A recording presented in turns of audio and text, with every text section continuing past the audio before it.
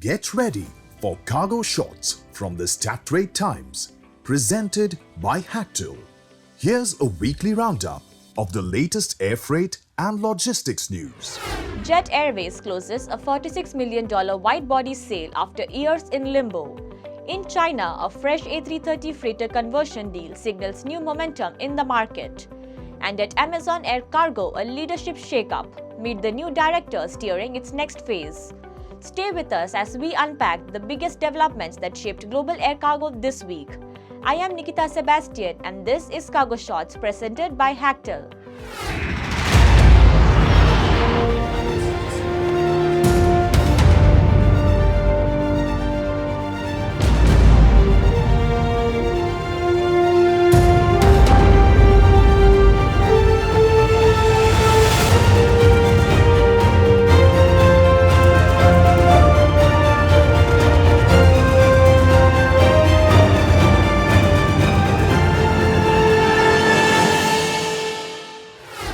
Jet Airways has completed the sale of 3 Boeing 777 aircraft along with their engines to Aviation, a Malta-based subsidiary of Challenge Group, for $46 million. This transaction is part of Jet Airways' ongoing liquidation under India's Insolvency and Bankruptcy Code. The deal was approved by the National Company Law Tribunal after consultations with stakeholders. Challenge Group first bid for the aircraft in 2022, placing a deposit of $5.6 million. The acquisition, however, faced delays and was only completed through the liquidation process. The jets parked in Mumbai had been grounded for more than 6 years. Jet Airways suspended all operations in April 2019 after 25 years of flying. Despite several attempts to revive the airline, it was unable to resume commercial services. Challenge Group plans to convert the Boeing 777-300ERs into dedicated freighters through a passenger-to-freighter program developed by Israel Aerospace Industries. The converted model, known as the B777-300ER SF or Extended Range Special Freighter, also known as the Big Twin, is designed to meet today's cargo demands with greater volume, improved cost efficiency, and extended range. IAI's Big Twin freighters entered commercial service in October 2025, marking a significant step in expanding long-haul cargo capacity for global operators. EFW, a joint venture of ST Engineering and Airbus, has signed a freighter conversion contract with Hongqin Winglet Aircraft Technology at the Singapore Airshow. The agreement marks Hongqin Winglet's first Airbus A330 passenger-to-freighter program with EFW, strengthening EFW's footprint in the Chinese market.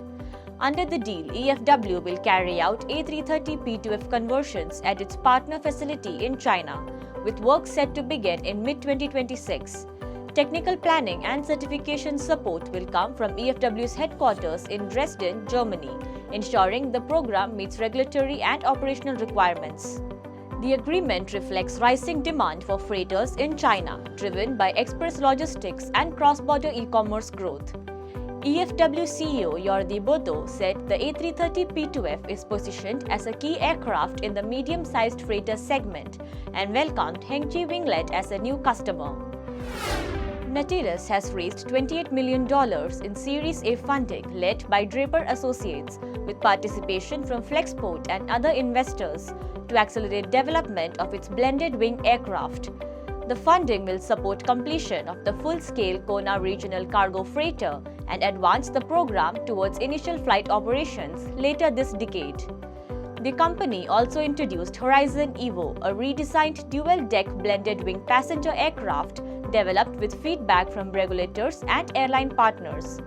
The design aims to improve passenger safety and comfort while maintaining compatibility with existing airport infrastructure and delivering greater operating efficiency compared with conventional aircraft configurations.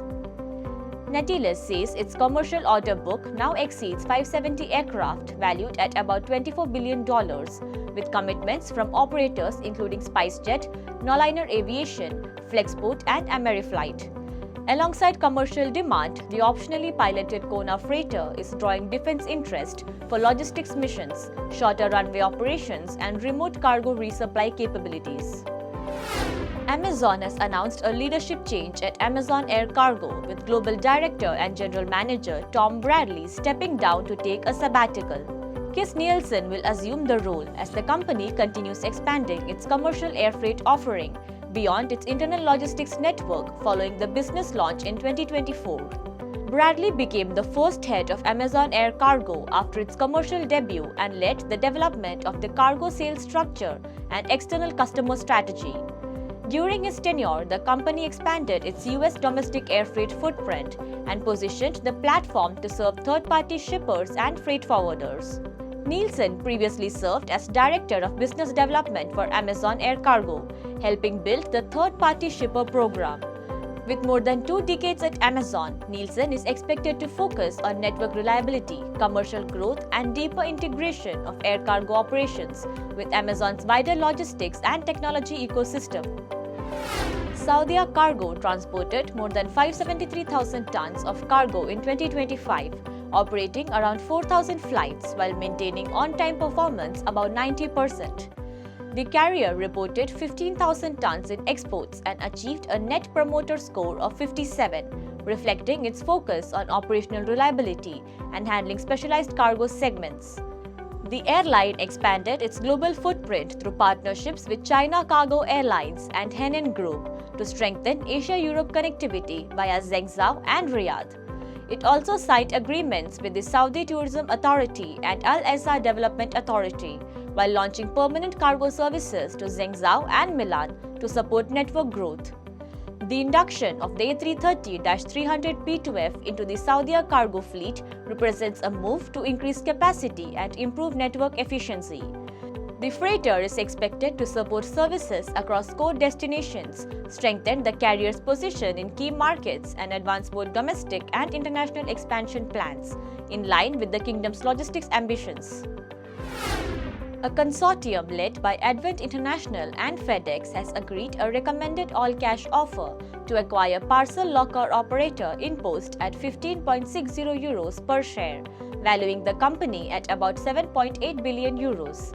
The transaction is expected to close in the second half of 2026, subject to approvals and regulatory clearances.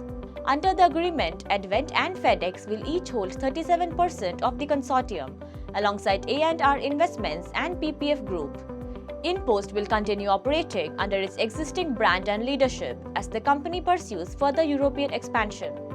The investors plan to support growth of InPost's automated locker network across key European markets and invest in digital services.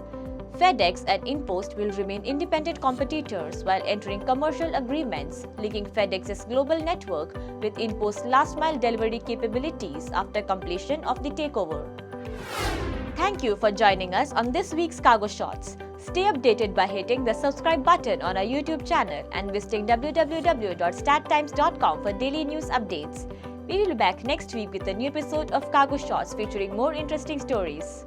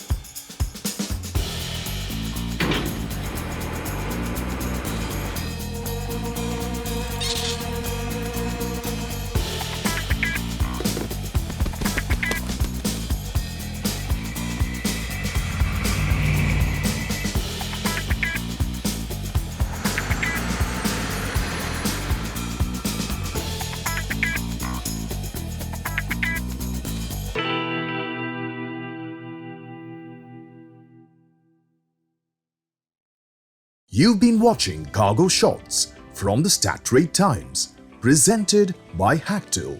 See you next week with more updates from the air cargo and logistics industry.